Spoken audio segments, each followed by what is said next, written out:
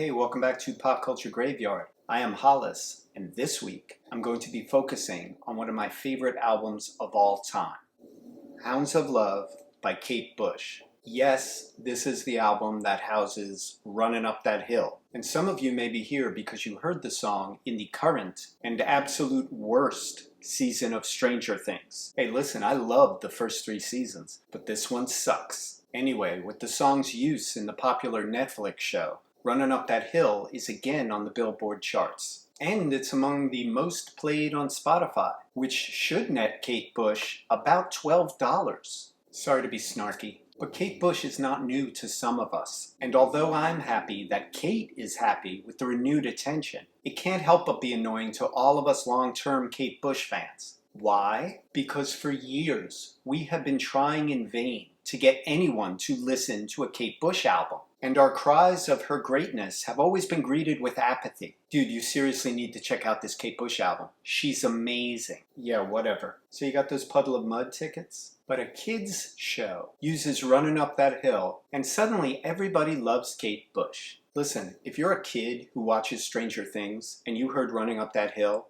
and now you're a big Kate Bush fan, I love you. And welcome to the club. But I know some of you new Jack Kate fans are old enough to know better. And we've been trying for years to get you into Kate. Where the fuck you been? But no matter how you got here, welcome to Pop Culture Graveyard. Please join me for a deep dive on Hounds of Love. Yeah, no, Kevin Bacon makes music.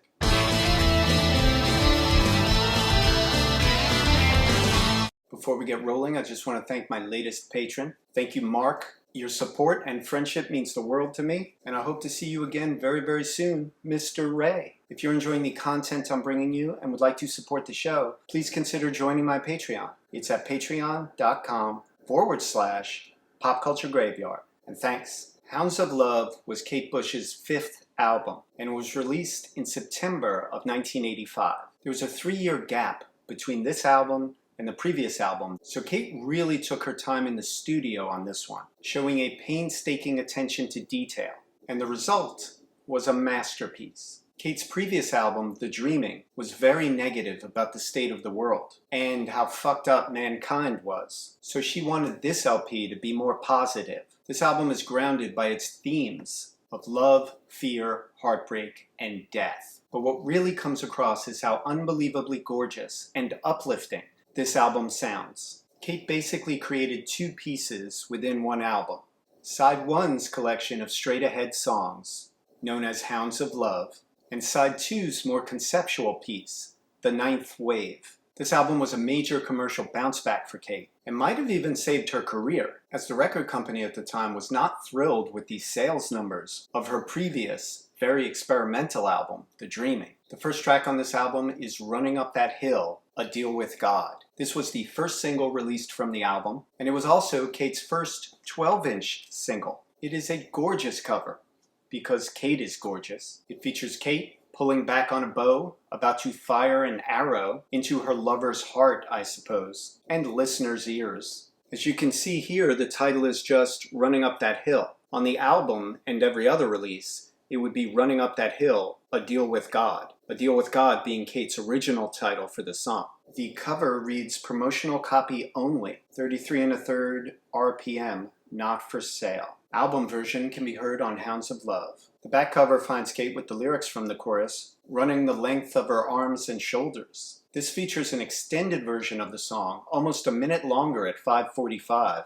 and I can't imagine anyone who wouldn't want more of this song. It's hard to explain to folks today just how amazing it was to hear this song on the radio back then. And it was everywhere. Running Up That Hill was programmed on a variety of radio stations in New York. It played on the new wave stations, such as WLIR, and it played on the R&B stations, such as Kiss FM. Upon its initial release, Running Up That Hill was a top 30 song on the Billboard charts. But thanks to its resurgence this month, Kate currently has her first US top 10 song. This track is perhaps Kate's most infectious use of her Fairlight CMI, which somehow sounds both artificial and warm at the same time. The lyrics speak to how men and women cannot understand each other, and that if only they could make a deal with God to swap bodies for a while, perhaps they would each gain a better understanding of each other. Other songwriters might write about trying to make a deal with the devil, Kate writes about trying to make a deal with God. It's a genius twist. Incidentally, the lyrics of the song get him to swap our places. For years, I thought those lyrics were get into suaver places. You know, like classy restaurants. You know, they're more suave, they're suaver. That's how young I was at the time. You know, that's the deal with God. Anyway, this is the one Kate Bush song I defy Kate Bush haters not to like. The next song, Hounds of Love, is a song I absolutely adore. And it's got a drum beat that is right out of early boom bap era hip hop, layered with pretty synth tones and some very primal sounding backing vocals. This title track is one of the most affecting on the album. It has lyrics that speak to a sexual awakening, and it raises the question of how to hang on to your innocence while giving yourself over sexually. If you watch this show on the regular, you know I love the Futureheads cover version of this song, which is as wildly unique as the original. And the original is a musical feast for your ears, with incessant rhythms constantly driving the track forward. And it's a highlight on the album. The next song, The Big Sky, has a very big sound, with Kate's voice yelping above the fray. And its repetitive nature gets into your head, putting you in a bit of a rhythmic trance that you won't want to exit. This song extols the simple pleasures of watching the clouds change shape, and brings us listeners back to the innocence of childhood, when we had time to do these sorts of things. The song also tells of a coming flood of biblical proportions, so you'll probably get all the time you need to watch clouds from your ark. The track Mother Stands for Comfort features probably my favorite synth work on the album, featuring funky bass, eerie keyboards that remind me of the Hurting era Tears for Fears, and one of Kate's most drawn-out vocals. Mother Stands for Comfort tells the arresting tale of the purity of a mother's love, and how mom will always protect her son. But here's the catch. Her son is a murderer who willingly lies to his mother and takes advantage of her unconditional love as he callously uses her for his alibi. Once again, Kate flips the script, and it works. Side 1 closer, Cloudbusting, is at times my favorite song on the album, a status which is traded off on a rotating basis with Running Up That Hill and Hounds of Love. The lyrics to the song use elements from the life of the controversial figure Wilhelm Reich. Reich was a brilliant psychoanalyst who ran afoul of U.S. government agencies when he created curious inventions such as the orgone accumulator, or sex box, and the Cloudbuster, which supposedly had the ability to create rain.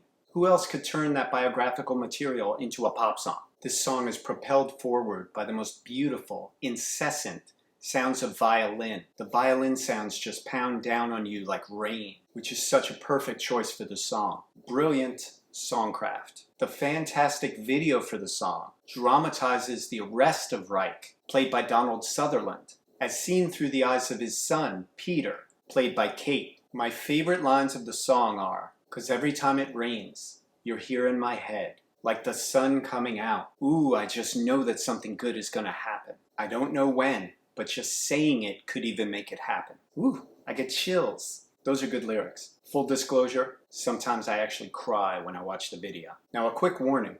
Side 1 of this album is such a satisfying listen that you probably won't even turn over the album and get to the songs on Side 2 for a few weeks. But when you do, you are in for a wild ride. For the rest of this week's episode, please join my Patreon at patreon.com/popculturegraveyard, or click above for more free content.